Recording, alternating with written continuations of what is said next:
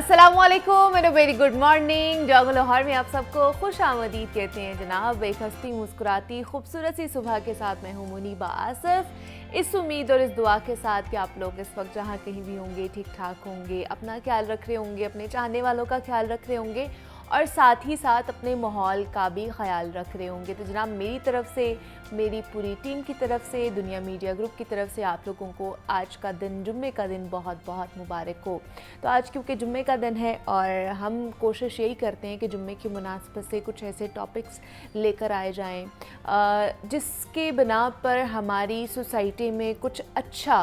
पनपना शुरू हो जाए, कुछ कहीं ना कहीं किसी हद तक जो है ना तब्दीली हो जाए। हम यही कोशिश करते रहते हैं रोज़ाना की बुनियाद पर। आज जिस बात से मैं अपने प्रोग्राम का आगाज़ करना चाहूँगी वो ये है कि हमारी कौम का बहुत बड़ा एक अलमिया है कि हम हकीकत की बजाय ख़यालों की दुनिया में रहते हैं। बहसीत कौम ही हमें लगता है कि एक दिन कोई मसीहा आएगा और हमें तमाम तर मुश्किलात से निकाल कर ले जाएगा। और इसी बात को हम सियासी पहलू से भी देखें तो हर पार्टी के कारकुनान को लगता है कि हमारा लीडर बरसरे इक़्तिदार में आ गया तो मुल्क व कौम तरक्की की राह पर गामज़न हो जाएंगे। मजहबी लोगों की अगर बात की जाए तो वो अपने पीर या फिर मजहबी रहनुमा को दुनिया और आखिरत की तमाम मुश्किलात से निजात का जो ज़रिया है वो समझते हैं। और ये वो मफरूज़े हैं जिनकी वजह से हम बहसीत कौम इस हकीकत को मान ही नहीं पा रहे अभी तक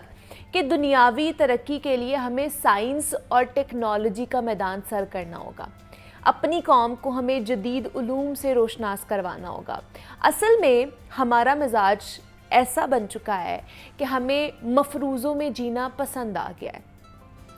हम समझते हैं कि अगर हमें किसी सरकारी महकमे से कोई काम लेना है तो हमें वहाँ पर रिश्वत ही देना पड़ेगी, या पुलिस जो है वो हरामखोरी के बगैर काम कभी भी नहीं करेगी। ऐसा मुमकिन है कि 100 में से शायद 10 अफसर अपने ओहदे का नाजायज़ इस्तेमाल कर रहे होंगे, मगर इतनी तो कहीं पर भी लूट मार नहीं हो रही कि हम इसे हकीकत ही मान लें। और जो अफसरान ईमानदारी से अपना जो काम है वो सर अंजाम दे रहे हैं उन्हें हम गिनती में लाएं ही ना। और हकीकत तो ये भी है कि सरकारी मुलाजमीन बैठे ही अवाम की खिदमत के लिए, हमारी खिदमत के लिए, आपकी खिदमत के लिए, मगर हमारा गलत रवैया इतना मुस्तकिल हो चुका है कि नौबत यहाँ तक पहुँच गई है कि हमारा हर फैसला और हमारी हर सोच इन मफरूज़ों पर खड़ी हुई है। हम पहले ही नताइज अख़ज़ कर लेते हैं कि अगर हमने कहीं पर भी जाना है तो वहाँ से रिलेटेड जो मफरूज़े बने हुए होते हैं वो फ़ौरन से हमारे दिमागों में आ जाते हैं। मसलन पाकिस्तान में जो भी कुछ हुआ है, मतलब ये कुछ बहुत सी कॉमन से मफरूज़े हैं जो हमारे इर्द गिर्द हो रहे होते हैं कि पाकिस्तान में जो कुछ भी बुरा होता है वो अमेरिका की साजिश है, या जो भी हुक्मरान आता है वो यहूदी एजेंट होता है, या हर पढ़ा लिखा शख्स खुदा और दीन से दूर हो जाता है। ये वो वाली चीज़ें हैं जो हमारी सोसाइटी में बहुत ज़्यादा प्रेवलेंट है, बहुत ज़्यादा प्रिवेल करती जा रही है। इनके ऊपर लोगों ने अपने ईमान, अपने एतमाद इतने ज़्यादा पुख्ता कर रखे हैं कि वो इन मफरूज़ों से बाहर निकलने की कोशिश ही नहीं करते। फिर हमारा यहाँ पे आता है कि हम किसी भी महकमे में जाते हैं तो हमें लगता है कि हर ऑफिसर जो है ना वो रिश्वत खोरी होता है और हर फ़लसफ़ा पढ़ने वाला मुल्हिद ही होता है। ये तमाम की तमाम ऐसी बातें हैं जिनका ना तो कोई मंतकी सबूत है और ना ही तजर्बाती सबूत हमारे पास मौजूद है। सिर्फ चंद लोगों ने ही ना अपनी अकल से इन बयानियों को घड़ लिया है और हम में से अक्सर उन्हीं को मानते हुए अपनी ज़िंदगी गुजार देते हैं। ऐसी बातों का हकीकत से कोई ताल्लुक़ नहीं होता, बल्कि मैं तो कहूँगी कि हर दौर में ना हमें ऐसी कोई नई बात, कोई नया मफरूज़ा सुनने को मिलता है। और आजकल हम ये समझते हैं कि जो भी कामयाब होना चाहता है ना वो जनाब मुल्क से बाहर चला जाए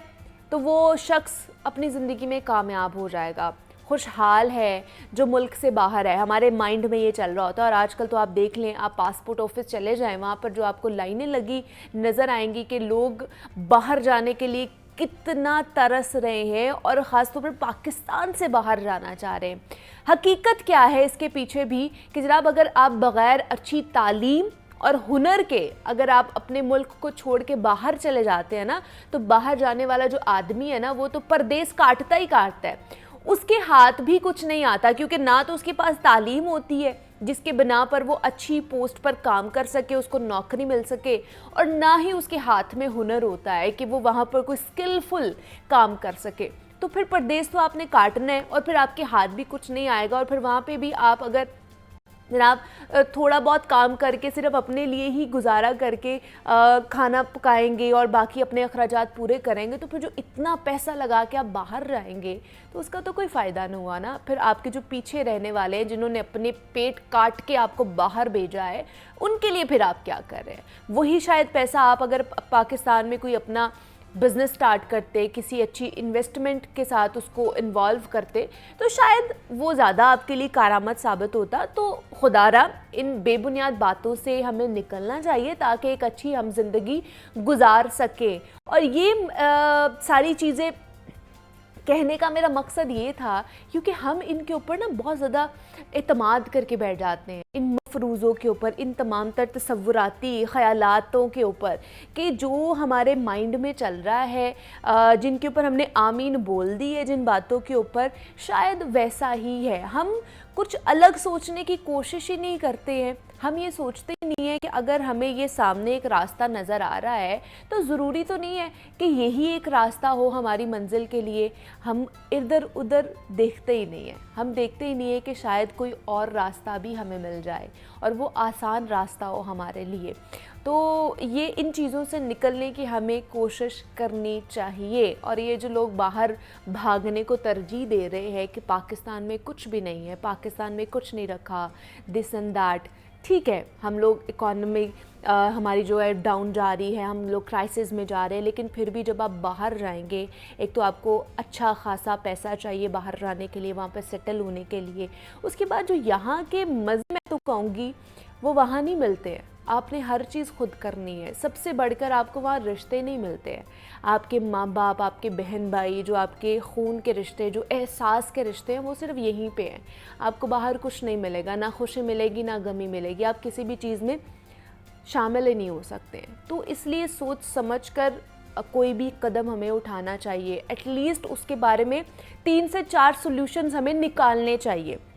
ہم ایک حل نکالتے ہیں اور اسی کے پیچھے بھاگنا شروع کر دیتے ہیں. شاید اس جیسے اور بھی حل ہمارے پاس موجود ہو, لیکن ہم غور نہیں کرتے ہیں. تو 3 سے 4 چیزوں کے حوالے سے سوچیں, لوگوں سے مشاورت کریں, پھر جا کے کسی کے اوپر آپ نے آگے بڑھنے یا اقدامات اٹھانے کی جو ہے نا کوشش کرنی ہے. اپنی زندگی میں آگے بڑھیں, کوئی نہیں کہہ رہا, لیکن صحیح سمت میں آگے بڑھیں, پازیٹیوٹی کے ساتھ آگے بڑھنے کی کوشش کریں. تو جناب ہم بھی اپنے پروگرام میں آگے بڑھتے ہیں. جناب اب کچھ آپ کی صحت کے حوالے سے اور اپنی صحت کے حوالے سے بات کر لیتے ہیں کہ جناب کیا کھانا چاہیے, کیا نہیں کھانا چاہیے. اور سب سے پہلے کیونکہ ہمارا فرسٹ میل ہوتا ہے بریک فاسٹ, اور بہت سے لوگ ہیں انکلوڈنگ می, ہم لوگ اسکپ کر دیتے ہیں. اتنی جلدی ہوتی ہے صبح آفسز آنے کی اور کام کاج پر جانے کی کہ صبح کا جو میل ہے ہمارا اسکپ ہو جاتا ہے اور پھر ہم ڈائریکٹ جا کے کھانا کھاتے ہیں. میری تو یہ روٹین ہے. تو وہ ہماری صحت کے لیے کتنی بری ثابت ہو سکتی ہے, ہمیں ناشتہ کرنا چاہیے, کتنا امپورٹنٹ ہے, اینڈ موسٹ امپورٹنٹلی کہ ہمیں کھانا کیا چاہیے جو ہمارے لیے, ہماری صحت کے لیے جو بہتر ہو, ہماری مینٹل ہیلتھ کے لیے بھی, ہماری فزیکل ہیلتھ کے لیے بھی, ہماری فٹنس کے لیے بھی. ہمارے یہاں پہ چونکہ ہم لوگ ایشیا کے لوگ ہیں, ہمارے یہاں پہ پراٹھے, روٹیاں یہ زیادہ کھائی جاتی ہیں. تو ہم بریک فاسٹ میں خاص کر کے آج بات کریں گے کہ ہمیں کیا کھانا چاہیے, کیا نہیں کھانا چاہیے, مختلف چیزیں ہمیں کھانی چاہیے یا نہیں. تو اس پر بات کرنے کے لیے ختیجہ اوان ہمارے ساتھ موجود ہیں, جو کہ کلینیکل نیوٹریشنسٹ اینڈ ڈائٹیشین ہے. ختیجہ آپ کو ویلکم کہتی ہوں جاگو لاہور میں. کیسی ہیں آپ؟ السلام علیکم. وعلیکم السلام. بالکل ٹھیک, آپ کیسی ہیں؟ میں بھی بالکل ٹھیک ٹھاک. ختیجہ مجھے ملا کے بہت سے لوگ ہیں آبویسلی تو کہ ہم لوگ کھانا نہیں مطلب ناشتہ نہیں کرتے ہیں, جو first meal of the day ہوتا ہے ہم لوگوں کا. مطلب میرا تو موسٹ پروبیبلی اسکپ ہی ہوتا ہے کہ صبح فوراً سے بھاگنا ہے آفس کے لیے, ریڈی ہونا ہے, پھر واپس جائیں گے تو کھا لیں گے یا آفس میں کچھ نہ کچھ کھا لیں گے. تو کیوں ضروری ہے صبح کا ناشتہ کرنا؟ اچھا, سب سے پہلے یہ کہ یہ بہت زیادہ ضروری میل ہے,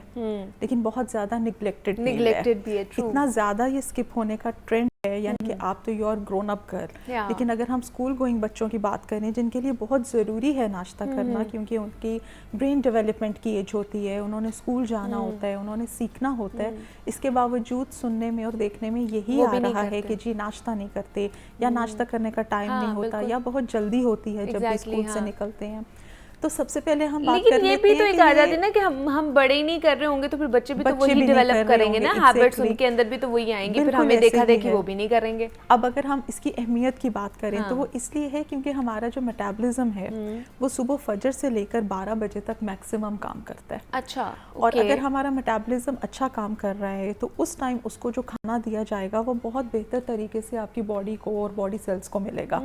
یہی وجہ ہے کہ جو ناشتہ ہے اس کی بہت زیادہ امپورٹنس ہے, کیونکہ آپ نے اپنے دن کو سٹارٹ کرنا ہوتا ہے, آپ نے اپنے کام پہ جانا ہوتا ہے, اسکول جانا ہوتا ہے, لکھنا پڑھنا ہوتا ہے. آپ کے برین کو بھی ایک آپٹیمم لیول چاہیے گلوکوز کا, آپ کی باڈی کو چاہیے ایک آپٹیمم لیول انرجی کا. اور اگر ہم food is the source of energy, ٹھیک, اور اگر ہم اسی کو اسکپ کر دیں گے اور ہم ڈرین ہوتے رہیں گے تو اس کا بہت اچھا امپیکٹ ہماری باڈی پہ نہیں ہے. اور اگر ہم لانگ ٹرم کی بات کریں تو یہی چھوٹی ہیبٹس ہوتی ہیں جو کہ پھر آپ کی امیونٹی کو ویک کرتی ہیں, جس کی وجہ سے پھر بچوں کی گروتھ افیکٹ ہوتی ہے. اکثر پیرنٹس ہمارے پاس آتے ہیں, جی ہم پیرنٹس کی تو ہائٹ بہت اچھی ہے لیکن ہمارے بچوں کی جو ہیلتھ ہے یا جو ہائٹ ہے یا جو گروتھ ہے اس طرح سے نہیں ہے. تو وہ اس چیز کو ایکسیپٹ کرنے کے لیے تیار نہیں ہوتے کہ واٹ دے آر ڈوئنگ, مطلب ان کی وہ ڈیلی بیسس پہ جو پریکٹس ہے either that is good for them اور ناٹ. اب اگر ہم پریکٹس کی ہی بات کریں یا لائف سٹائل کی ہی بات کریں تو جو ایک ٹرینڈ بنتا جا رہا ہے دیر سے سونا, وہ دیر سے سونا جس کی وجہ سے پھر آپ صبح سب اس ٹائم پہ اٹھتے ہو کہ ماں کو بھی جلدی ہے, باپ کو بھی جلدی ہے, بچوں کو بھی جلدی ہے. اور اگر ہماری ایج میں آپ آ جائیں تو بالکل یہی ٹرینڈ ہے کہ رات کو دیر سے سونا, صبح دیر سے اٹھنا ناشتے کے اسکپ ہونے کی ایک بڑی وجہ ہے. لیکن جی آپ بات کریں. اچھا, دوسرا یہ ہے کہ بہت سے لوگوں کو میں نے دیکھا ہے کہ ہم لوگ رات کو بہت زیادہ جب کھا لیتے ہیں نا تو صبح اٹھ کے ہمارا ویسے بھی دل نہیں کرتا, ایسا لگتا ہے پیٹ فل ہے اور وہ ہیوینس ہو رہی ہوتی ہے, تو صبح پھر ہم لوگ اس طرح بھی بھاگ جاتے ہیں اپنے آفیسز میں. اچھا, اس میں ٹائمنگس کی اگر بات کروں تو ہمیں میکسیمم لیٹ جو ہمیں ڈنر کر لینا چاہیے ان بٹوین 7 to 8, بہت بھی لیٹ کیا تو آپ نے 9 o'clock, ٹھیک ہے. اگر آپ 9 o'clock ڈنر کر لیتے ہیں, اس کے بعد تھوڑی بہت آپ کی کوئی واک ہے یا کوئی ایکٹیویٹی ہے, اس کے بعد آپ سوتے ہیں تو صبح آپ کو بھوک محسوس ہوگی. ہم جتنا لیٹ ڈنر کریں گے, سیکنڈلی ایک تو ٹائمنگز ہو گئی, دوسرا یہ کہ چونکہ ہم ناشتہ نہیں کرتے, پھر اپنی ورک پلیس پہ ہم اپنے اسنیکس کو اسکپ کر رہے ہوتے ہیں, تو جیسے جیسے دن گزرتا ہے, جیسے جیسے ہم ڈرین ہوتے ہیں, ہماری بھوک بڑھتی جاتی ہے. اب ہم لیٹ کھائیں گے لیکن ایک بلک میں کھائیں گے.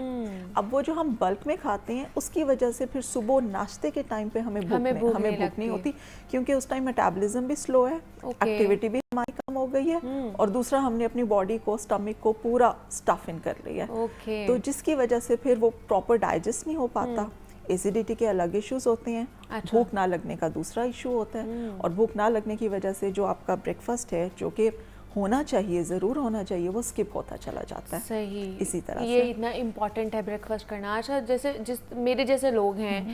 جو صبح نہیں بریک فاسٹ کر پاتے اور جب وہ واپس جاتے ہیں اپنے گھروں میں تو موسٹ پروبیبلی لنچ کا ٹائم ہوتا ہے, دوپہر کا ٹائم ہوتا ہے, تو وہ لنچ برنچ وہ اکٹھا ہی ہو جاتا ہے, تو اس میں پھر ہم لوگ ایز اے لنچ ہی ہر چیز انٹیک کر رہے ہوتے ہیں, پھر ہم بریک فاسٹ نہیں کر رہے ہوتے ہیں. اب دیکھو, اب ہمارے ہاں ٹرینڈ ہی نہیں کہ ہم ڈنر میں انڈا کھائیں یا ہم لنچ میں انڈا کھائیں. اب انڈے کا وہ کنسیپٹ ختم ہو گیا نا. اس کے بعد دوسری بات یہ کہ دودھ اسکپ ہو جاتا ہے, کیونکہ ہماری اس طرح کی بھی لنچ کی آپشنز ہیں, ہم اس کے ساتھ دودھ کا کمبینیشن نہیں رکھ پاتے. اب انڈا اور دودھ سب کے لیے بہت امپورٹنٹ ہے, بچوں کے لیے بھی اور بڑوں کے لیے بھی, آپ کی اسکن کے لیے, آپ کے بالوں کے لیے, آپ کی بونز کے لیے, سب کے لیے. اور پھر وہ آپشنز جو ہیں وہ دوبارہ پھر ہم اس کو کنزیوم ہی نہیں کر پاتے, اور وہ ایک دن, ایک مہینہ, ایک سال جب وہ اسکپ ہوتا چلا جاتا ہے, اس کی ڈیفیشنسیز پھر آپ کی باڈی میں ڈیولپ ہونا شروع ہو جاتی ہیں, اور بعض دفعہ وہ ایسی ڈیولپ ہو جاتی ہیں کہ وہ پھر صرف فوڈ کے ساتھ وہ ریپلینش بھی نہیں ہوتی. پھر you have to go to the supplements اور ادر سپورٹ, تب جا کے وہ جو ڈیفیشنسیز ڈیولپ ہو جاتی ہیں ان کو وہ پھر اس کو ہم کوپ اپ کر پاتے ہیں. تو اسی لیے ناشتہ, اب دیکھو ناشتے اب کرنا بہت ضروری ہے, پھر ناشتے کے کمپوننٹس کہ اس میں ہونا کیا چاہیے. ایگزیکٹلی وہی میں کہہ رہی تھی کہ ہمارے یہاں پہ ہوتا ہے نا کہ صبح اٹھ کے پراٹھا کھا لیا یا بغیر آئل کے یا گھی کے روٹی کھا لی, اس کے ساتھ انڈا کھا لیا, اس کے ساتھ چائے پی لیا, یہ ساری چیزیں. تو کیا کیا کمپوننٹس ہمارے ایک ناشتے میں, ایک پلیٹ میں صبح کے وقت ہونے چاہیے؟ آنیسٹلی منیبا, پراٹھا اتنی بری چیز نہیں ہے جتنی ہم نے بنا دی ہے, جتنا ہم نے اس کا ہوا بنا دی ہے, ٹھیک ہے. اب ہوا اس لیے بنا دی ہے کیونکہ ہماری کوئی فزیکل ایکٹیویٹی نہیں ہے, کیونکہ ہم پراٹھا کھانے کے بعد اس کو کنزیوم نہیں کر پا رہے, اس کو کنزیوم نہیں کر رہے. تو ہمارا سیڈنٹری لائف سٹائل ہو گیا ہوا ہے, بہت زیادہ لائک بچے باہر کھیلنے کودنے نہیں نکل رہے, کبھی اسموک کا ایشو آ جاتا ہے, کبھی سیکیورٹی ایشو آ جاتا ہے, ملٹیپل ایشوز اراؤنڈ, کبھی سوشل ایشوز آ جاتے ہیں کہ بچوں کی وہ ایکٹیویٹی نہیں ہے. ادروائز جو ہمارے دیسی کھانے ہیں یہ اتنے خطرناک بھی نہیں جتنا ہم نے بنا. لیکن دیکھیں نا, اب جیسے پراٹھے بھی ہمارے گھروں میں مختلف طریقے سے بنتے ہیں, اندر تہ 3 تہوں والا اور لیئرز والا پراٹھا, اس کے اندر بھی پھر گھی لگتا ہے, پھر اس کے بعد دوبارہ سے اوپر سے گھی لگ کے وہ ایسے پورا نچڑا ہوا ہوتا ہے گھی کے اندر. چلو میں اور آپ نہیں کنزیوم کرتے, ٹھیک ہے, لیکن بچے تو کر سکتے ہیں نا. اچھا, بچوں کے لیے اٹس اے ہیلدی آپشن کہ وہ انڈا کھائیں, وہ جو ہمارا دیسی گھی کیونکہ ایک آرگینک سورس ہے ہمارے پاس آتا ہے, وہ کھائیں. اور دوسرا یہ کہ کھیلیں کودیں, ایکٹیو رہیں اور اس کو کنزیوم کریں. پراٹھا تو چلو ایک آپشن ہے نا. اگر میں ایک جنرل کمپوننٹس کی بات کر دوں کہ کم از کم مائیں ضرور توجہ دیں ان کمپوننٹس پہ, اور ان کو ضرور وہ چیک لسٹ اپنی بنائیں کہ بھئی وہ پورا ہفتہ وہ ہو رہی ہیں چیزیں کہ نہیں. اس میں آپ کے کاربس بہت امپورٹنٹ ہیں, کیونکہ کاربس آپ کے برین کو گلوکوز دیں گے, اچھے آپ لکھائی پڑھائی میں اچھے ہو جاؤ گے. اس کے بعد پروٹین, ایک پورشن پروٹینز کا بہت امپورٹنٹ ہے جو کہ ہمیں انڈے یا دہی سے ملے گا. پھر اس کے بعد دودھ بہت امپورٹنٹ ہے, کیونکہ جو ہمارا پورا انفراسٹرکچر ہے, ہمارا اسکیلیٹن ہے, اس کے لیے بہت زیادہ ضروری ہے. دوسرا آپ نے اکثر سنا ہوگا کہ دودھ کو ہم مکمل غذا کہتے ہیں. دودھ ایک مکمل غذا ہے, دودھ ایک مکمل, وہ اسی لیے ہے کیونکہ اس میں کاربس, پروٹین, فیٹس, تینوں چیزیں ہمیں اکٹھی مل جاتی ہیں اور بہت اچھی فارم میں مل جاتی ہیں, جو کہ باڈی کو بڑے اچھے سے اویلیبل ہوتی ہیں. تو یہی وجہ ہے کہ آپ کا کاربس لیں, آپ کمپلیکس کاربس لیں جو کہ آہستہ آہستہ آپ کی باڈی میں ڈائجسٹ ہوں, آپ کے بلڈ شوگر لیولز پہ ان کا برا اثر نہ ہو. آپ پروٹین کھائیں, اس کوالٹی میں پروٹین کھائیں کہ اس کی نیوٹریشنل ویلیو برقرار رہے. جیسے آپ نے کہا خدیجہ, پروٹین میں تو چلو انڈا آ گیا یا دہی آ گیا, تو کاربز میں پھر کیا آ سکتا ہے؟ کاربس میں دیکھو, ہم جب بھی کاربس کی بات کرتے ہیں نا تو ہمیں تھوڑا سا سلیکشن آف کاربس پہ دھیان رکھنا ہوتا ہے, لائک گڈ کاربس اور بیڈ کاربس, ٹھیک. اگر ہم کمپلیکس کاربس پہ چلے جاتے ہیں, جیسے چھان والے آٹے کی روٹی, آپ بالکل میدے والی جو روٹی ہوتی ہے وہ نہ کھائیں, یا پیٹا بریڈ پہ بہت زیادہ نہ جائیں. اچھا ٹھیک ہے, یا وائٹ بریڈ پہ نہ جائیں. وائٹ بریڈ کا بہت بچے استعمال کر سکتے ہیں, لیکن بڑے تھوڑا اجتناب کریں. ٹھیک ہے, پھر براؤن بریڈ آ جاتی ہے, ملٹی گرین بریڈ آ جاتی ہے. چلے جائیں. اگر آپ کو بہت زیادہ کوئی ایشو ہے تو آپ گلوٹن فری پہ چلے جائیں, لیکن کاربس کو ٹوٹل ایکسکلوڈ نہ کریں. ہمارے ہاں بہت زیادہ یہ ٹرینڈ ہے کہ کمپوننٹس کو یا نیوٹرینٹس کو ٹوٹل ایکسکلوڈ کر دیا جاتا ہے, نکال ہی دیا جاتا ہے اپنی ڈائٹ سے. اچھا, اب آج میں نے سوچ لیا I have to maintain my weight, تو چلو میں روٹی چاول نہیں کھاؤں گی. آپ اتنے بڑے ہوئے ہو, وہ کھا کے ایک دم سے اس کو ایکسکلوڈ کرو, اور اچھا چلو نہیں بھی کھاؤ گے تو کب تک نہیں کھاؤ گے, 1 مہینہ 2 مہینہ 3 مہینہ, جب آپ وہ کھاؤ گے تو باڈی اس کا امپیکٹ لے گی. تو بہتر ہے کہ آپ اس کی کوانٹٹی, پورشن کو مینیج کر لو. آپ اس کو کیسے بنا رہے ہو اس کو دیکھ لو, لیکن ٹوٹل ایکسکلوڈ نہیں کرو. ٹھیک ہے. Khadija Awan, clinical nutritionist and dietitian ہمارے ساتھ موجود تھی. خدیجہ, تھینک یو سو مچ کہ آپ یہاں پر آئیں, اور بریک فاسٹ کے حوالے سے ہم بات کر رہے تھے کہ کتنا امپورٹنٹ ہے کرنا, اور یہ میں اپنے آپ کو ہی بول رہی ہوں کہ آئندہ سے میں نے بھی یہ کوشش کرنی ہے کہ کچھ نہ کچھ ایک پورشن جو ہے وہ بریک فاسٹ کا میں کر کے آؤں, اور آپ لوگوں نے بھی جو ہمیں دیکھ رہے ہیں جو نہیں کرتے ہیں صبح اٹھ کے ناشتہ, ان لوگوں نے لازمی کرنا ہے اگر ہم نے فٹ رہنا ہے. تو یہاں پہ ایک چھوٹی سی بریک لیتے ہیں, ملتے ہیں اس بریک کے بعد.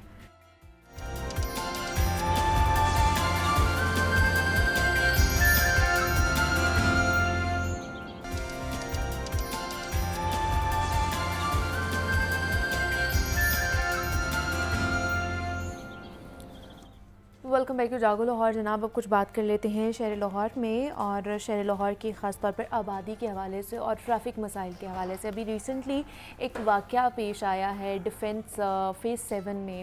جہاں پر غالباً 15-16 سال کا بچہ جو کہ ڈرائیونگ کر رہا تھا رات گئے, اور جناب اس کی ہٹ کرنے کی وجہ سے ایک ہی گاڑی میں جو موجود تھے 6 एक ही ख़ानदान के 6 लोगों की मौत वाक़ हुई है। इस वक्त वो ज़ेर हिरासत में है, मुकदमा भी चल रहा है, कार्रवाइयाँ चल रही हैं, लेकिन अभी कंफ्यूज्ड है बहुत सी जो कार्रवाई हो रही है उसमें कि बच्चे की जो एज है वो कितनी एज है। कह रहे हैं कि जनाब वो कुछ कह रहे हैं 14 साल है, वो ए लेवल का स्टूडेंट है, कुछ कह रहे हैं 15, कुछ कह रहे हैं 18 साल का, कुछ कह रहे हैं 17 साल का। तो ये कन्फ्यूजन भी हमारे सामने आ रही है। अदालत में भी ये केस गया है, कार्रवाई भी हो रही है, इस वक्त वो ज़ेर हिरासत भी है। लेकिन जो विक्टिम्स हैं जिनके ख़ानदान के 6 लोगों की मौत वाक़ हुई है, वो उन्होंने कल ख़ास तौर पर कुछ नए इंकशाफात उनकी तरफ से सामने आए हैं कि जो अफनान है जो वहाँ पर गाड़ी चला रहा था जनाब, वो हरासा कर रहा था। मुसलसल जो वो ख़ानदान में उस गाड़ी में बैठे जो लड़कियां थी उनको हरासा कर रहा था, उनका पीछा कर रहा था। बार बार उसे रोका भी गया, उसे मना भी किया गया, लेकिन एट द एंड उसने नहीं माना और वो उसने गाड़ी हिट कर दी 120 की स्पीड के ऊपर, और जिसके नतीजे में ये हादसा, कार हादसा हमारे सामने पेश आया है। तो उसके ऊपर क्या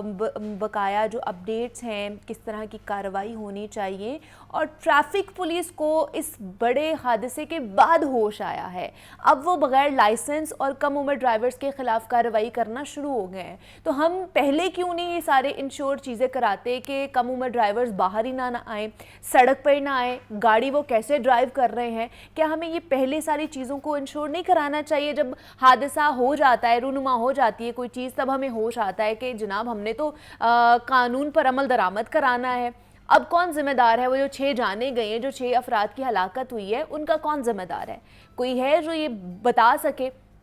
आज हम इस पर बात करेंगे कि पुलिस हमारी क्या कर रही है, हमारे कवानीन इस हवाले से क्या कहते हैं, और मज़ीद इसका प्रोसीजर क्या होने वाला है। मुजाहिद शेख साहब सीनियर एंकर पर्सन हमारे साथ इन स्टूडियोज़ में मौजूद हैं। मुजाहिद साहब, आपको वेलकम कहते हैं जागो लाहौर में। कैसे हैं आप? जी मैं बिल्कुल ठीक, आप खैरियत से? मैं भी बिल्कुल ठीक ठाक। मुजाहिद साहब, बड़ा ही अफसोसनाक वाक़या पेश आया, और ये कोई पहला वाक़या नहीं है, इससे पहले भी एक्सीडेंट्स के बेतहाशा वाक़यात यहाँ पर लाहौर शहर में ख़ास तौर पर पेश आए हैं।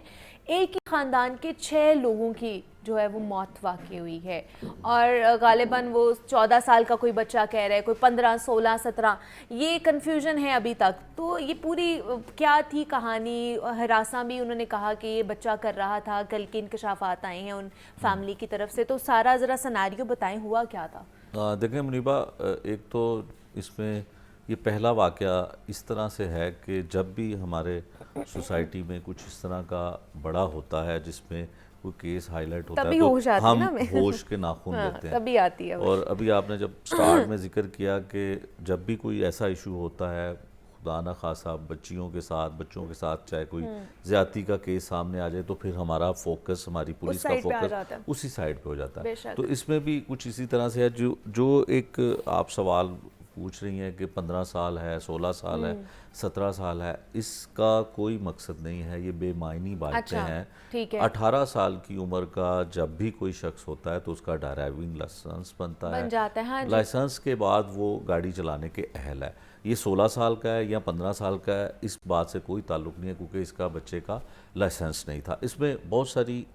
हादसा इंतहाई अफसोसनाक है। लेकिन वो मैं इसलिए बोल रही हूँ एज का मुजाहिद साहब, बिकॉज बहुत से लोग कह रहे हैं कि वो 18 साल से कम उम्र है, तो वो शायद उसके ऊपर 302 दफ़ा नहीं लगेगी कार हादसे में, ट्रैफिक हादसे में, फिर उसको उस तरह कार्रवाई नहीं की जाएगी, उस तरह उसके ऊपर इन्वेस्टिगेशन नहीं की जाएगी जो 18 साल के बाद जिस तरह जो एक एलिजिबल होती है चीज़ें वो की जाएगी। बिल्कुल आपने ठीक कहा कि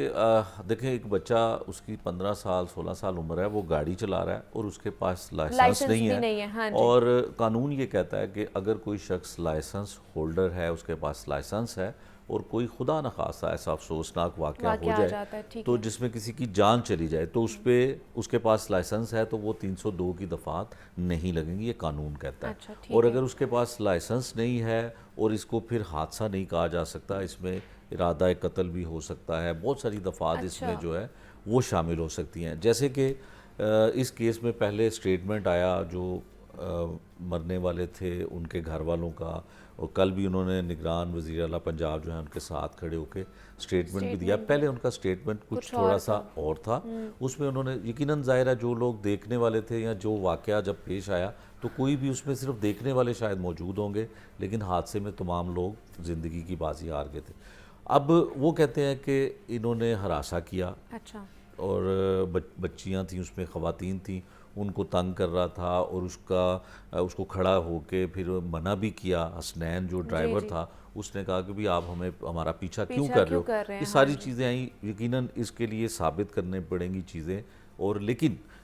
اس میں یہ اسٹیٹمنٹ کو اس لیے شامل کیا گیا ہے کہ اس میں 302 کی دفعات لگا دی گئی ہے. اچھا, پھر اس میں 780 انسداد دہشت گردی کی عدالت میں یہ کیس چلے گا. 780 کی دفعات جب لگتی ہیں تو اس کی انویسٹیگیشن ایک انسپیکٹر کرتا ہے. اس کے لیے تھانہ کانے میں جو ہیں انویسٹیگیشن انچارج, وہ انسپیکٹر ہیں, ان کو یہ کیس بھی منتقل کر دیا گیا ہے. اس کیس میں چونکہ لوگوں کو یا پولیس کو خاص کر ہمیشہ کی طرح تاخیر سے اور دیر سے سوچتے ہیں کہ انہیں اندازہ نہیں تھا کہ 6 جانیں چلیں گی, جس میں بچے بھی تھے, خواتین بھی تھیں. تو ان کو اندازہ نہیں تھا کہ یہ کیس اتنا بڑا ہوگا, اتنی ہائی لائٹ ہو جائے گا, اس پہ اعلیٰ حکام وزیر اعلیٰ پنجاب اس میں بڑے ایکٹیو ہو جائیں گے اور انصاف دلانے کی کوشش بھی وہ کر رہے ہیں. تو اس میں بڑی کوتاہیاں ہوئی انویسٹیگیشن میں, جس کی وجہ یہ ہے کہ یہ میں یا آپ یا ہم میڈیا والے الزام نہیں لگاتے ہیں. اس کا انچارج انویسٹیگیشن جو تھا اس کو سسپینڈ کر دیا گیا. پھر اس کا جو آئی او تھا, جو انویسٹیگیشن آفیسر تھا, اس کو بھی سسپینڈ کر دیا گیا. اور اس میں دفعات بھی شامل کی گئی. پھر بچے کی آپ اپنی ٹیلی ویژن اسکرین پہ دیکھیں کہ اس بچے کا اسٹیٹمنٹ چل رہا ہے. اور یہ ہائی کورٹ کا فیصلہ ہے کہ کسی ایسے ملزم کا, یہ اب کا فیصلہ ہے, پچھلے 2-3 ماہ سے یہ ہے کہ کوئی ایسا ملزم جس کا ٹرائل چل رہا ہو, اس کا آپ ویڈیو پیغام یا ویڈیو بیان لے کر اس کو سوشل میڈیا پہ وائرل نہیں کر سکتے. یہ ٹریفک پولیس والوں نے کریڈٹ لینے کے لیے, کیونکہ یہ چھوٹے لیول پہ سوچ رہے تھے, صرف یہ اپنی کمپین چلانے کے لیے سوچ رہے تھے کہ انڈر ایج بچہ جو ہے وہ گاڑی چلا رہا تھا اور اس نے ایک گاڑی کو ہٹ کیا اور 6 لوگ مر گئے تو ہم نے اس کو گرفتار کر لیا. یہ بہت چھوٹی سطح پہ سوچ رہے تھے. اور اس کے بعد آپ دیکھ لیں کہ کتنی کمپین ہوئی ہیں, سینکڑوں لوگوں کو پکڑا ہے اور ایف آئی آر کی گئی ہیں. اس میں ایک اور سب سے اہم چیز یہ ہے کہ انڈر ایج جو ہے وہ ہمارے جیسے لوگوں کے بچوں کو پکڑا جاتا ہے, گرفتار کیا جاتا ہے. ایسے ایریاز جہاں پہ ماں باپ بڑی آسانی سے گاڑیاں دے سکتے ہیں اور ان کو اس میں, اور ایسا تو نہیں ہے نا کہ بچہ پہلی دفعہ گاڑی لے کے نکلا ہو, بالکل ایسے کتنی دفعہ لے کے وہاں نکلا پہ ہوگا. ٹریفک پولیس کیا کرتی ہے, ایگزیکٹلی یہی تو سوال آتا ہے. آپ دیکھیں کہ سی ٹی او لاہور صاحب بڑے منجے ہوئے پولیس آفیسر ہیں کہ وہ مال روڈ کے اور اس کے ارد گرد کے علاقوں میں جہاں پہ لوگوں کے پاس موٹر سائیکل کا پیٹرول جو ہے وہ پورا نہیں ہوتا, وہاں پہ کھڑے کر دیں گے جی انڈر ایج کارروائیاں کر دیں گے. ڈیفینس میں, ڈی ایچ اے میں, یہ ایسے پوش ایریا جہاں پہ بچوں کو والدین بڑی آسانی سے بڑی گاڑیاں دے دیتے ہیں اور ان کو ان کی جیب میں, ان کی پاکٹ میں بہت سارے پیسے بھی ہوتے ہیں کہ وہ فیول کا بھی بے دریغ استعمال کریں اور جہاں مرضی جائیں, جن کو یہ بھی نہیں پتہ چلتا کہ ہمارے ملک میں, ہمارے شہر میں پیٹرول کتنا مہنگا ہو گیا. عام آدمی تو اپنے روزگار کے لیے فیول پورا نہیں کر سکتا, تو یہ بچوں کو گھومنے پھرنے کے لیے بڑی گاڑیاں دے دیتے ہیں. تو اصل میں اب ہوا اسی طرح سے ہے کہ انہوں نے اس طرف فوکس نہیں کیا. آپ دیکھیں اس میں کیا ہوا کہ سوسائٹی کا پریشر ہوا, سب سے المیہ ہمارے ملک میں یہ میڈیا کا پریشر ہوا کہ جب بھی کوئی نوٹس لیا جاتا ہے بڑی شخصیت کی طرف سے, خاص کر وزیر اعلیٰ پنجاب, تو آئی جی صاحب نے بھی وہاں پہ پہنچنا ہے. حالانکہ بہت سارے لوگوں کے ساتھ زیادتیاں, ظلم اسی طرح کے ہوتے ہیں, وہاں پہ نہیں جاتے ہیں. اب یہ کیس چونکہ ہائی لائٹ ہو گیا, اب اس میں 302 بھی لگ گئی, اس میں 780 بھی لگ گئی. چیزیں تو ہم دیکھتے ہیں کہ مجاہد صاحب جب کوئی کیس ہائی لائٹ ہو جاتا ہے, کوئی پروفائل ہائی لائٹ ہو جاتی ہے, میڈیا اس کے اوپر ہائی لائٹ کرتا ہے, اس کو اٹھاتا ہے, تو اس کے اندر نا مختلف قسم کی پھر ہم دیکھتے ہیں کہ پریشر میں آ کے دفعات بھی شامل کر دی جاتی ہیں. تقریباً 3 ماہ تک آپ دیکھیں گی کہ جو ٹریفک میں خاص کر جو انڈر ایج چلانے والے بچے ڈرائیور ہیں نا, ان کو ایسے پکڑا جائے گا, ایسے پکڑا جائے گا, دوسری جانب ڈاکوؤں کو کنٹرول کرنا بھول جائیں گے. تو اس طرح کے معاملات ہیں کہ ہم لوگ, ایک سسٹم نہیں ہے نا ہمارے ڈپارٹمنٹ میں, پولیس ڈپارٹمنٹ میں کوئی سسٹم نہیں ہے کہ کوئی رول اینڈ لا کا جو ہے وہ مکمل طور پہ اس پہ امپلیمنٹ نہیں ہوتا, عمل درآمد نہیں ہوتا. انڈر ایج کوئی بھی شخص, بچہ, چاہے خواتین ہے, خاتون ہے, بچہ ہے گاڑی نہیں چلا سکتے، تو اگر کسی نے ایسا کیا ہے تو اس کو پتہ ہونا چاہیے کہ میں باہر کے ملکوں میں بھی ایسے ہے کہ وہاں پہ تو بڑا کلیئر ہے کہ چھوٹی ایج کے بچے کو آپ فرنٹ سیٹ پہ نہیں بٹھا سکتے، وہاں پہ نہیں بٹھا سکتے آپ، اگر اس کو پیچھے بھی بٹھا رہے تو وہاں پہ بھی آپ نے بیلٹ لگا کے بٹھانا ہے اس کو، تو وہاں پہ آپ اتنی چیزوں کا خیال رکھتے ہیں تو کیوں نہیں ہمارے یہاں پہ ملک رکھتے ہیں؟ میں بھی وہی برٹش قانون ہے ٹریفک کے حوالے سے اور پولیس رول میں بھی سب کچھ وہی ہے، لیکن ہم عمل درآمد نہیں کرتے، ہمارا فوکس جو ہے کسی اور طرف ہے، ہماری پولیس کا فوکس جو ہے وہ پولیٹیکل ایکٹیویٹیز میں ہے، پولیٹیکلی لوگوں کو پکڑنے میں ہے، اس طرف ہم فوکس ہم زیادہ کر کے جو ہے توجہ دے رہے ہیں، تو اس لیے یہ سب سے بڑا پرابلم ہماری سوسائٹی میں اور خاص کر لاہور شہر میں جو سب سے بڑا شہر ہے، اس میں وہ کام ہوتے ہیں جب ہائی لائٹ ہوتے ہیں، بالکل زیادتی ہوئی ہے، 6 لوگ چلے گئے اس دنیا سے، اس میں بچے بھی تھے، خواتین بھی تھے، اس کا کوئی دکھ کا ازالہ نہیں کر سکتا، ہم بھی آپ بھی سب اس دکھ میں سب ان کے برابر کے شریک ہیں، لیکن ہماری پولیس کیا کرتی ہے، ہمارے متعلقہ ادارے کیا کرتے ہیں، ہم ایک طرف توجہ ہماری کر کے پولیس کا تو مجھے صاحب جو انویسٹیگیشن جو پرابلم ہے وہی نہیں ختم ہوتا نا، کہ ایکسٹرا دفعات لگا دیتے ہیں پریشر میں آ کے کہ اب لوگوں تک یہ چیزیں آگئی، سوشل میڈیا پہ آگئی یہ بات، یہ میڈیا پہ بات آ گئی ہے، اس کے بعد جب مزید اس کے حوالے سے انویسٹیگیشن ہوتی ہے تو پتہ چلتا ہے کہ یہ تو غلط دفعات لگائی ہوئی ہیں، اور وہ پھر جو ہے نا کورٹ سے اس کو ملزم کو بری کر دیا جاتا ہے، ریلیف دیا جاتا ہے، اور پھر ہم مذمت کر رہے ہوتے ہیں کہ جناب جو کورٹ ہے وہ انصاف نہیں کرتی ہیں یا وہ چھوڑ دیتی ہیں، تو یہ تو سب سے پہلے تو تفتیش جو ہے نا وہ بہتر نہیں ہوئی ہوتی، جس کی وجہ سے یہ ساری لوپ ہولز ہمیں مل جاتے ہیں۔ دیکھیں ہمارا جو آپریشن پولیس کا ونگ ہے اس میں بھی بہت سارے نقاص ہیں، بہت سارے کچھ ایسی چیزیں ہیں، اور اس سے زیادہ انویسٹیگیشن میں پرابلمز ہیں کہ ہمارا آئیو ہمارا انویسٹیگیشن انچارج اس کو ہی بہت سارے قوانین کا نہیں پتا ہوگا کہ کہاں وہ کس طرف جا رہا ہے کیس کو لے کے، ایویڈنس دیکھیں 302 کی دفعات لگ گئی، 780 بھی لگ گئی، اب آپ نے کورٹ میں اس کو پروف کرنا ہے، کورٹ میں آپ نے اس کو ایویڈنس کے ذریعے ثابت کرنا ہے کہ یہ کیسے ہوا، سیف سٹی کے کیمراز اتنے سارے خراب ہیں، کہ وہ سیف سٹی کے کیمراز کہاں تھے کیمراز، کہ ہمیں ہماری ٹریفک پولیس کو جو ہے نا وہ جناب ویڈیو بنا کے جاری کرنی پڑی، ہماری سیف سٹی کے کیمرہ کہاں تھے، وہاں سے کیوں نہیں پتہ چلا کہ وہ کس طرح ہراساں کر رہا تھا، وہ وہاں سے فوٹیج ملی ہیں ہمیں دیکھیں وہ کہ خراب ہیں وہ سیف سٹیز کے کیمراز۔ سیف سٹی کیمراز جو ہیں اب تو کچھ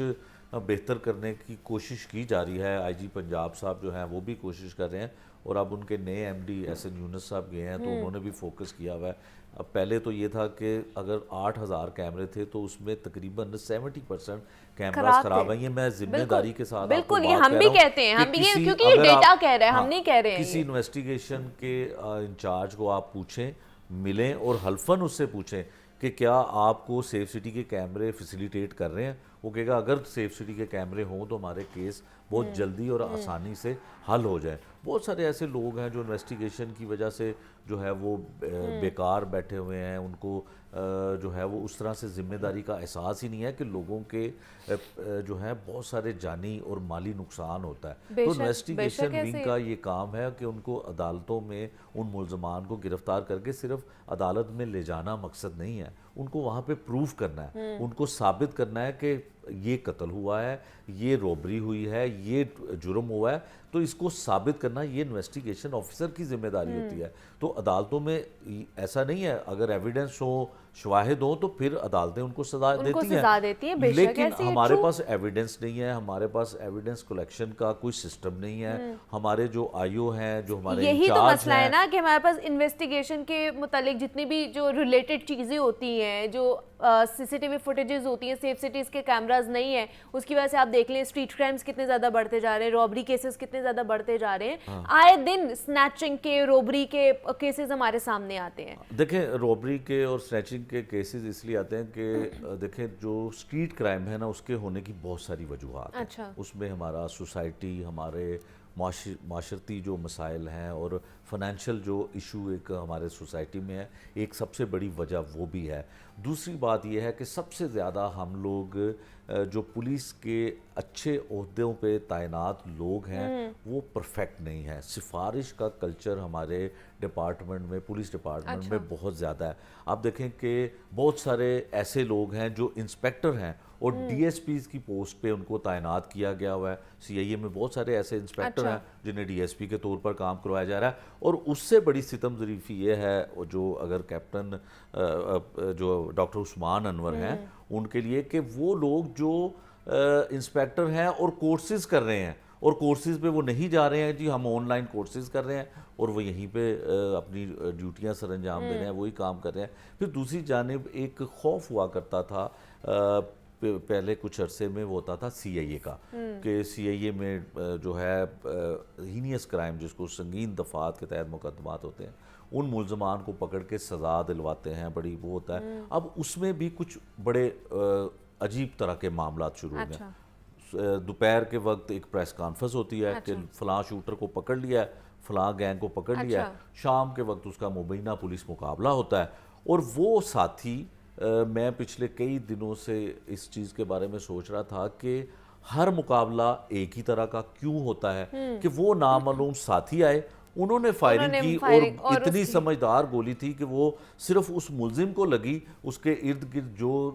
پولیس والے تھے وہ بچ گئے اور وہ فرار ہو گئے. کیا آج تک کسی نے یہ پوچھا ہے کہ وہ ساتھی آج تک ان کی شناخت کیوں نہیں ہو سکی؟ ان ساتھیوں کی شناخت میں کتنے لوگ تھے, 70 لوگ ہیں, 50 لوگ ہیں, ان کو کسی نے گرفتار کیا نہیں کیا. لیکن ایک ڈگر پہ ہم چل رہے ہیں. یقیناً اس پہ جب کوئی قانونی طور پہ ایکشن لیا جائے گا, کوئی قانونی طور پہ ہماری جو قابل احترام عدالتیں ہیں کوئی نوٹس لیں گی, تو پھر یہ چیزوں کو دیکھا جائے گا کہ کیا ہو رہا ہے. پچھلے 5 سال کا آپ ریکارڈ نکال لیں کہ ایک ہی ایف آئی آر ہے, صرف ملزم کا نام بدلے گا اور صرف اس میں اور پولیس افسران کا نام بدلے گا کہ وہ ساتھ تھے اور یہ ہوا, لیکن واقعہ ایک ہی طرح کا ہے. کیا یہ سوچنے کی ضرورت نہیں ہے پولیس حکام کو, ہمارے کورٹس کو؟ تو اس لیے بہت سارے ایک ہی ڈگر پہ ہم لوگ جو ہے نا ہمارے لوگ چل رہے ہیں. تو یہ وجہ ہے کہ انصاف لوگوں کو اس لیے نہیں مل رہا. ہمارا فوکس صرف ان ہائی لائٹ چیزوں کی طرف جب ہو جاتا ہے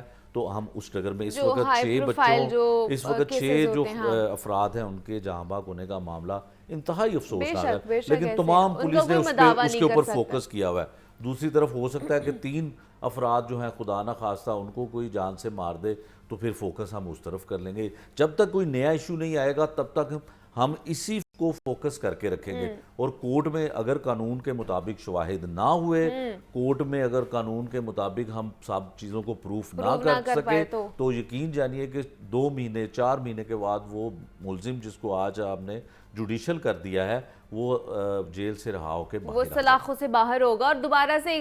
گاڑی چلاتا ہوا ہمیں نظر آئے گا. اب ہو سکتا ہے کہ اس کے ساتھ گاڑی کے لیے اس کے کوئی والدین خاص کر اس کی جان کی حفاظت کے لیے کچھ پابندی اس کے اوپر لگا دیں, لیکن اگر وہ چھوٹ جاتا ہے, اگر وہ ثابت نہیں ہوتی تمام تر الزامات, تو پھر تو اس کو تو کوئی سبق نہیں ملا نا. بالکل ایسا ہی ہے کہ اس کو سبق بھی نہیں ملا. پھر جو میسج ہم لوگوں کو سوسائٹی کو دینا چاہتے ہیں, اصل میں دیکھیں وزیر اعلیٰ پنجاب جو ہیں ان محسن نقوی صاحب, انہوں نے میسج دیا ہے کہ یہ غلط ہوا ہے اور اس میں کڑی سے کڑی سزا جو ہے وہ آپ کو دلوانی چاہیے. انہوں نے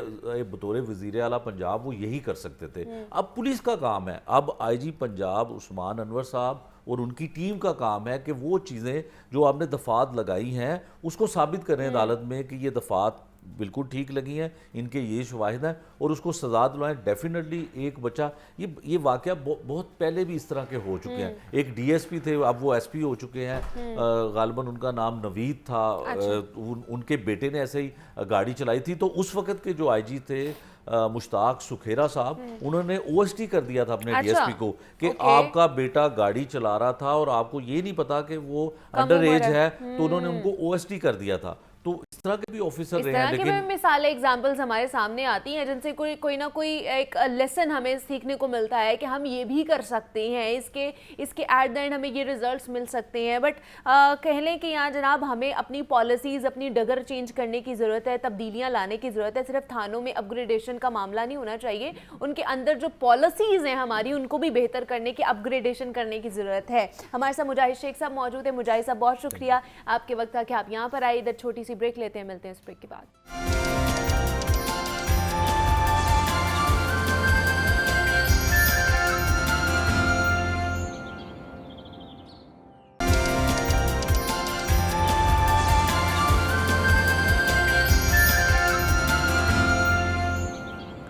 वेलकम बैक टू जागो लाहौर। जनाब, कौम की तामीर और तरक्की में नौजवान तलबा का सबसे बड़ा किरदार होता है और आज पूरी दुनिया में नौजवान तलबा का आलमी दिन मनाया जा रहा है और इस दिन के मनाने का मकसद दर हकीकत नौजवान तलबा की सलाहियतों को निखारना और उनके हुकूक व फ़राइज़ के मुतालिक आगाही देना है। क्योंकि नौजवानी का दौर वो दौर होता है जब इंसान के इरादे, जज्बे और एनर्जी अपने अरूज पर होती है और अगर इन जज्बों और तवानाई को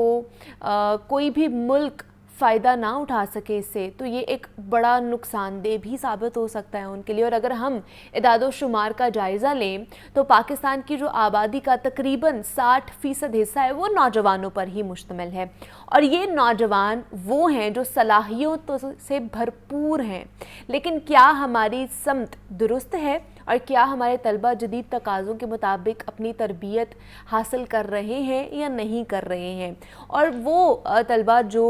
इल्म के हुसूल के लिए अपना घर बार छोड़कर, अपने रिश्ते छोड़कर, अपने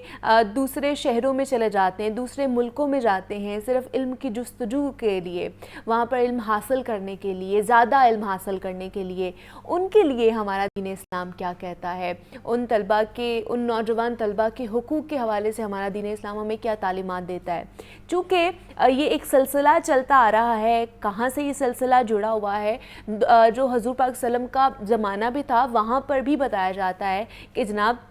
दूर दराज से जो नौजवान तलबा थे वो वहाँ पर इल्म के हुसूल के लिए आते थे। तो उस वक्त हुजूर पाक सल्लल्लाहु अलैहि वसल्लम का रवैया किस तरह का था, किस तरह उन्हें ट्रीट किया जाता था, क्या क्या हुकूक थे और क्या उन तलबा के लिए ज़्यादा प्रिविलेजेस थी, वहाँ पर ज़्यादा उन्हें सहूलियात दी जाती थी, क्या ज़माना था, क्या तालीमात हमें मिलती हैं, इस पर आज हमने बात करनी है। हमारे साथ डॉक्टर पीर तारिक शरीफ ज़ादा साहब, मारूफ सीरियस स्कॉलर हमारे साथ मौजूद हैं। डॉक्टर साहब आपको खुश आमदीद कहती हूँ जागो लाहौर में। कैसे हैं आप? बहुत शुक्रिया, अल्हम्दुलिल्लाह। डॉक्टर साहब, आज क्योंकि इंटरनेशनल स्टूडेंट्स का आलमी दिन मनाया जा रहा है,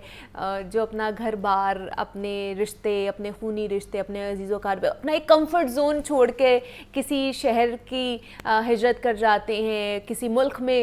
इल्म के हुसूल के लिए हिजरत करके जाते हैं, क्या हुकूक हैं? दीन इस्लाम हमें क्या तालीमात देता है इस हवाले से? बिस्मिल्लाह रब्बी मोहम्मद करीम अलैहिस्सलातु तस्लीम। सबसे पहले तो यादावरी का शुक्रिया और यकीनन आज का दिन बुनियादी तौर पे ये जो बैनुल-अक़वामी सतह पर या कौमी सतह पर दिन मनाए जाते हैं, इनका तसव्वुर ये हुआ करता है कि लोगों इस भागती दौड़ती ज़िंदगी के अंदर जहाँ लोगों की तवज्जो आम दिनों में उन मौज़ूआत की तरफ नहीं जाती, वो बहुत बुनियादी और असासी नौइयत के मौज़ूआत और वाक़यात तारीख़ के जिन्होंने इंसानी ज़िंदगी का मिजाज बदला और इंसानों को नए ट्रेंड्स दिए, उनके हवाले से लोगों के दरमियान आगाही पैदा करना होती है ताकि साल भर में कम से कम उस दिन बिल एहतमाम सारी दुनिया के लोग जो हैं वो उस ख़ास उन्वान के तहत सोचें और देखें कि उसे और कैसे बेहतर किया जा सकता है, उसमें और साबका कौन सी अच्छी रिवायात हैं जिन्हें जारी करने की ज़रूरत है और फिर उसमें नई अपने तकाज़ों के मुताबिक नई चीज़ें क्या उसमें शामिल की जा सकती हैं। नौजवान और इल्म का हुसूल का ख्वाहिश रखने वाले तालिब इल्म,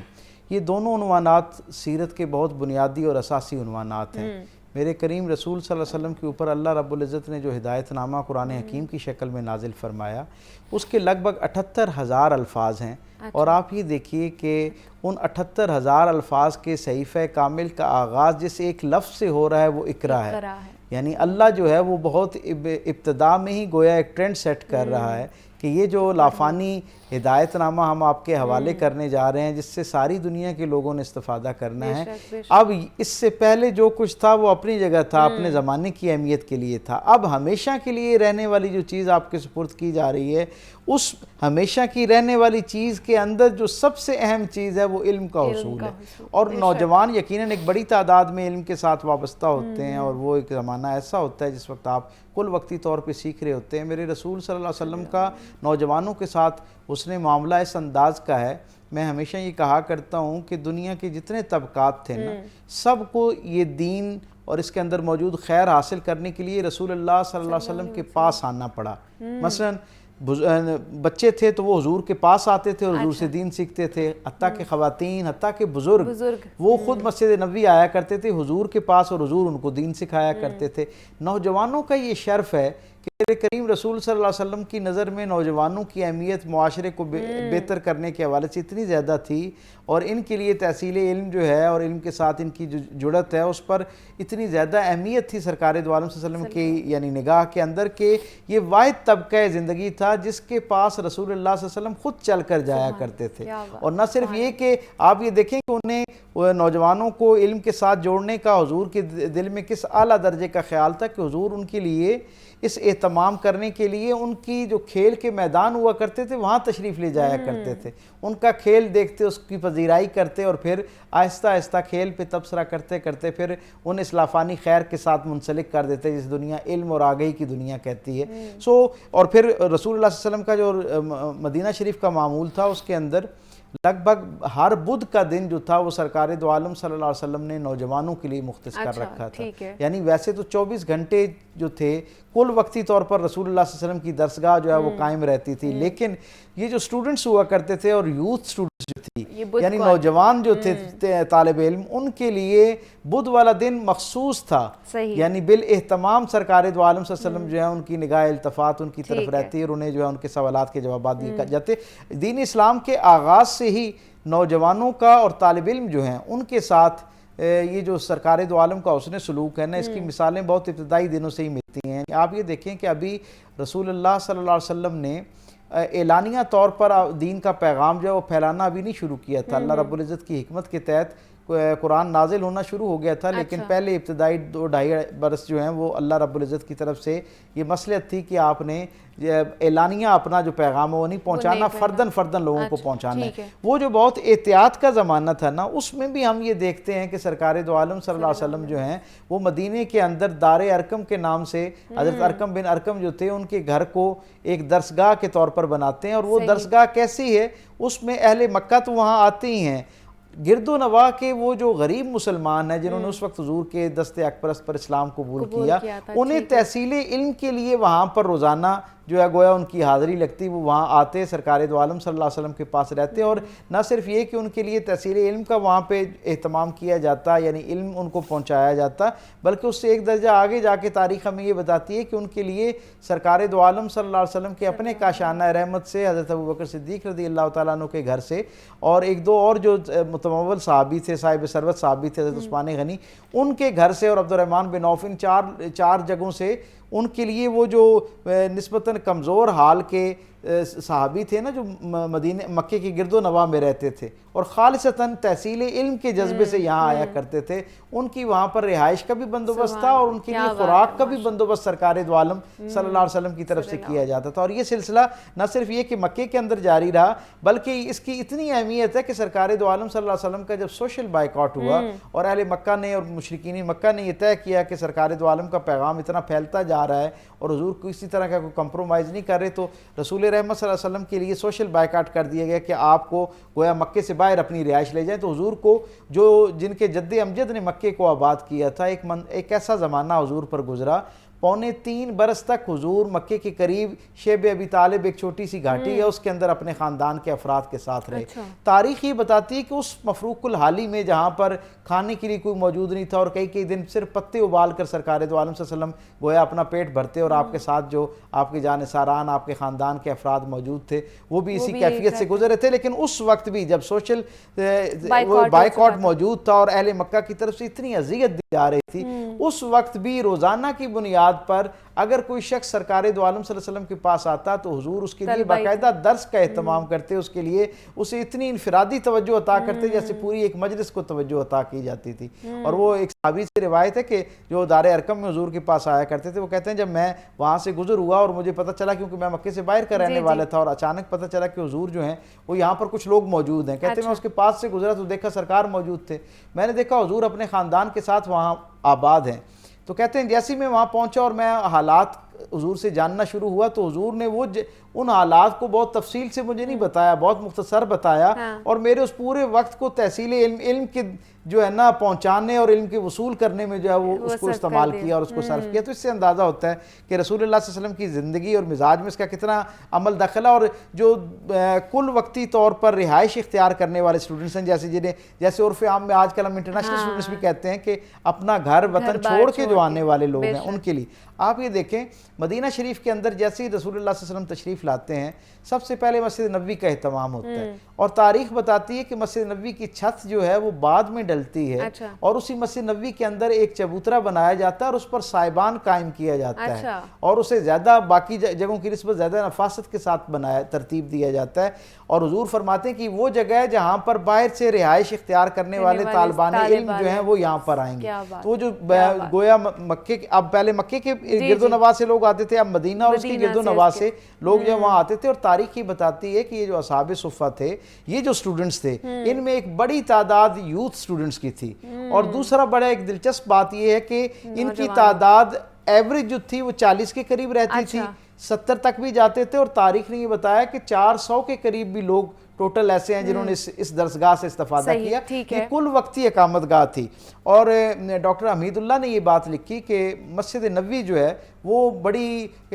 ہر حوالے سے جو ثقافتی مرکز بھی تھا، علمی مرکز بھی تھا، مذہبی مرکز بھی تھا، سیاسی مرکز بھی تھا، عدالتی نظام بھی وہیں موجود تھا، یہ ساری سرگرمیاں وہاں پر تھیں، لیکن ان سب کے لیے کوئی نہ کوئی وقت مختص تھا۔ عبادت کے بعد یعنی نماز کے بعد سب سے زیادہ جس مقصد کے لیے مسجد نبوی کا سرکار دو عالم صلی اللہ علیہ وسلم نے اہتمام کیا، استعمال کیا، وہ تحصیل علم تھا، وہ علم کو پہنچانا اور علم کا وصول کرنا تھا۔ اور سرکار دو عالم جیسے ہی نماز اور ذکر اذکار سے فارغ ہوتے تو جو اصحاب صفہ ہوتے یعنی وہ طالب علم، وہ یوتھ اسٹوڈنٹس جو دوسرے علاقوں سے مدینہ اور اصحاب صفہ پہ اقامت اختیار کیے ہوئے تھے، رہائش اختیار کیے ہوئے تھے، حضور ان کے پاس آ جاتے اور ان کے ساتھ دین کی بات کرتے، انہیں علم علم سکھانے کی کوشش۔ اچھا ایک اور پوائنٹ اس میں نوٹ کر لیں کہ جو کیونکہ ہماری بھی پاکستان کی اگر آبادی دیکھی جائے تو 60% جو حصہ ہے وہ نوجوانوں کا ہے اور ینگسٹرز کا ہے، تو ینگسٹرز کو جدید علوم سکھانے کے حوالے سے دین اسلام کیا کہتے ہیں؟ حضور پاک صلی اللہ علیہ وسلم کیا کہتے ہیں؟ بہت اچھا سوال، بہت ہی اچھا سوال۔ رسول اللہ صلی اللہ علیہ وسلم نے جب اصحاب صفہ پہ لوگ آنا شروع ہو گئے نا اور وہاں اقامت یعنی رہائش اختیار کرنا شروع ہو گئے، جیسے بورڈنگ کے کانسیپٹ ہوتا ہے، ان میں ایک بڑی تعداد ایسے لوگوں کی تھی جو مدینے کے نہیں رہنے والے تھے، ان کے لیے وہ خود یہ بتاتے ہیں، حضرت انس بن مالک ان میں شامل ہے، حضرت ابو ہریرہ شامل ہے، ایک بڑی طویل فہرست، جیسے میں نے بھی عرض کیا کہ لگ بھگ یعنی 400 سے زائد افراد جو ہیں انہوں نے یہاں سے اکتساب فیض کیا، وہ سب اس بات پر گواہ تھے کہ یہ جو انٹرنیشنل اسٹوڈنٹس آپ یوں کہہ لیں اس وقت جو بورڈنگ وہاں پہ اختیار کیے ہوئے تھے، سرکار دو عالم صلی اللہ علیہ وسلم کی نظر میں ان کی قدر اور منزلت یہ تھی، وہ کہتے ہیں کہ ہم نے حضرت انس بن مالک 9 برس کی عمر میں سرکار کے پاس آئے، 10 سال حضور کی خدمت میں رہے۔ آپ یہ فرماتے ہیں میں نے 10 سال میں ایک مرتبہ بھی ایسا نہیں دیکھا کہ سرکار دو عالم صلی اللہ علیہ وسلم کے گھر میں کھانا پہلے کھا لیا گیا ہو اور جو وہاں اقامت اختیار کیے ہوئے، رہائش اختیار کیے ہوئے اسٹوڈنٹس تھے انہوں نے بعد میں کھانا کھایا ہو۔ پہلے ہی ہمارے لیے کھانے کا بندوبست کیا جاتا تھا، اس کے بعد سرکار دو عالم کے اپنے کاشانہ نور کے اندر آپ کے گھر کے اندر کھانے کا بندوبست ہوتا، اور پھر وہ یہ کہتے ہیں کہ حتیٰ کہ اگر باہر سے کوئی تحفہ بالاہتمام سرکار دو عالم صلی اللہ علیہ وسلم اور آپ کے اہل خانہ کے لیے، اہل بیت کے لیے آیا کرتا، حضور اسے بھی پہلے جو صفہ کے صحابہ ہوتے تھے یعنی وہ جو اسٹوڈنٹس تھے ان کے اندر پہلے تقسیم کرتے، اور جب وہ لوگ استعمال کر چکتے پھر اپنے گھر کی طرف اس کو لے کر جایا کرتے۔ تو ایک تو یہ، دوسرا یہ تھا کہ سرکار دو عالم صلی اللہ علیہ وسلم کے ہاں یہ جو اصحاب صفہ تھے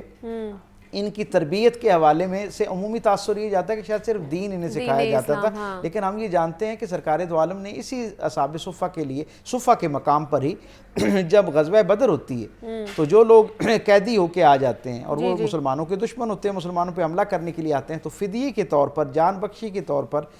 رسول اللہ صلی اللہ علیہ وسلم فرماتے ہیں کہ انہیں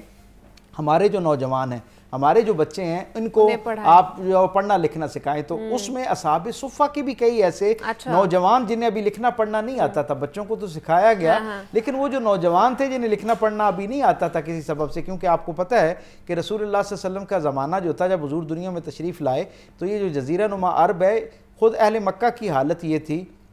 لگ بھگ 10,000 کی آبادی میں صرف 17 لوگ لکھنا پڑھنا جانتے تھے. یعنی ایک اور مستحکم روایت کے مطابق 16 سے 18 لوگ ٹوٹل ایسے تھے جو لکھ پڑھ سکتے تھے. حضور کا علم کے ساتھ ذوق یہ تھا کہ جب حضور 63 برس کے بعد اس دنیا سے تشریف لے جا رہے تھے تو 1,44,000 لوگ حلقہ بگوش اسلام ہو چکے تھے, 1.25 لاکھ تو صحابی تھے جنہوں نے حضور کی زیارت کا شرف حاصل کیا. لیکن تاریخ ہمیں یہ بتاتی ہے کہ صرف 63 سال کی عمر میں حضور نے ایسا علم کا انقلاب برپا کیا, لوگوں کو علم کی اہمیت سے اس طرح آگاہ کیا اور اس کے ساتھ ایسے جوڑا کہ حضور پیدا ہوتے ہیں تو 16 یا 18 لوگ جو ہے وہ لکھنا پڑھنا جانتے, اور حضور جب دنیا سے جا رہے تھے تو اسی خطے کے اندر لگ بھگ 1 لاکھ سے زائد لوگ لکھنا پڑھنا جانتے تھے. اب یہ کیسے تھا کہ وہ جو علوم تھے, نئے علوم تھے, ان کی حوصلہ افزائی ہوتی تھی. خود حضور نے اصحاب کی ٹولیاں اور وفد مقرر کیے اور انہیں کہا کہ آپ لوگ مختلف علاقوں میں جائیں, وہاں کی زبانیں سیکھیں, وہاں کا کلچر دیکھیں, وہاں کی تاریخ پڑھیں, وہاں کے جو شعر و ادب ہے اس سے استفادہ کریں, ان کی جو تجارت کے اسلوب ہیں, جو طریقے ہیں, سلیقے ہیں, انہیں اٹھائیں, ان کے معاشرے کی جو خوبی ہے اسے اپنے حافظے کا حصہ بنائیں اور پھر یہاں آئیں. جب وہ واپس آتے تو جو وہ وفود گئے ہوتے حضور ان کے لیے ضیافت کا اہتمام کرتے, اور انہیں اصحاب صفہ میں یہ جو انٹرنیشنل اسٹوڈنٹس تھے ان کے سامنے حضور ان کو بٹھاتے اپنی مسرت پر, اور انہیں کہتے کہ تم نے وہاں جو کچھ دیکھا اس سفر کے دوران وہ بیان کرو. تو پھر جو ان معاشروں کی خوبیاں ہوتی, ان کا جو کلچرل ڈائیورسٹی ہوتی, اس میں سے جو پازیٹیوٹی ہوتی, وہ صحابی وہاں بیان کرتے. سرکار دو عالم اس کی تحسین فرماتے, اس پر خوش ہوتے, اور پھر اس میں سے جو خیر ہوتا اس کی تائید کرتے اور پھر اسے مدینے کے معاشرے کے اندر رائج کرتے. یعنی زبانوں کے سیکھنے سے لے کر وہاں کے علم و ادب تک, ان کی تاریخ, ان کا فلسفہ, علم الانصاب, جنگوں کے ان کے احوال, ان قبائل کی اپنی تاریخ جو تھی, ان کی اپنی جو بڑے نامور شخصیات تھیں ان کے حوالے سے معلومات, یہ سارا گویا علم کا وہ خزانہ تھا جو اہل مدینہ کے عمومی ذوق کا حصہ اس طرح نہیں تھا. یعنی وہ اپنے بارے میں تو جانتے تھے, اپنے گرد و نواح کے قبائل کی, باقی رسول اللہ صلی اللہ علیہ وسلم نے بالاہتمام ان کو بھیجا. جیسے حضرت زید حضور کے ایک صحابی ہیں, حضور نے کہا کون جا کے سریانی زبان سیکھے گا؟ مختلف لوگوں نے کہا ہم جائیں گے. تو حضور نے کہا سب سے کم وقت میں کون سیکھے گا؟ حضرت زید نے کہا کہ میں 40 دن میں سیکھ کے آ جاؤں گا. جب وہ 40 دن کے لیے وہاں سے تشریف لے گئے تو 18ویں دن حضور نماز پڑھ رہے تھے تو حضور کے ساتھ آ کے کھڑے ہو گئے. تو پوچھا کیسے؟ تو انہوں نے کہا آپ کی محبت نے مجھے اتنا یعنی بیتاب کر دیا کہ میں نے 18 دن میں وہ زبان سیکھ لی. اور انہوں نے سریانی زبان میں اشعار میں حضور کو اپنا احوال بیان کیا. تو حضور نے گویا اعلان کیا کہ اب ان کو سریانی آ گئی. اچھا, حضور نے نہ صرف یہ کہ ان کو اس پہ ستائش کی, بلکہ وہ جو مختلف علاقوں سے آئے ہوئے اسٹوڈنٹس تھے نا, حضرت زید کی ذمہ داری لگائی کہ اب آپ ان کو یہی علم جو ہے نا, یہی زبان ان کو سکھائیں. اور تاریخ بتاتی ہے کہ پھر اصحاب صفہ میں سے لگ بھگ 8 ایسے صحابی ہیں جنہوں نے اس سریانی زبان کے اندر ذخیرہ حدیث جو ہے اس کو محفوظ کیا اور وہ پھر امت تک اسی طرح پہنچا. تو یہ جو بین الاقوامی یا مختلف المزاج اور ثقافتوں سے آئے ہوئے لوگ ہیں, ان کو طالب علم بالخصوص اور نوجوان بالخصوص ان کی حوصلہ افزائی کرنا, ان کے لیے ایک ماحول فراہم کرنا, ان کے لیے آسانیاں پیدا کرنا, یہ خود رسول اللہ صلی اللہ علیہ وسلم کے مزاج کا حصہ ہے. اس سے پہلے عربوں کا معمول یہ تھا کہ وہ